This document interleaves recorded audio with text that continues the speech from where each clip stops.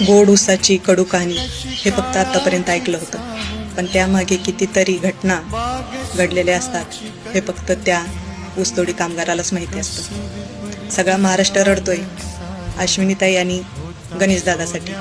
तरुण जोडी आज वेगळी झाली. खरंच खूप म्हणजे अंतःकरण इतकं भरून येतं त्यांची जोडी बघताना. आज ती वेगळी झाली. कसं आहे ना, आयुष्यात काही घटना अशा घडून येतात जे सांगताही येत नाही. आणि अश्विनीताई त्या शेवटच्या लाईव्हमध्ये होत्या. गणेशदादा ट्रॉलीच्या सावलीखाली फळ खात बसले होते.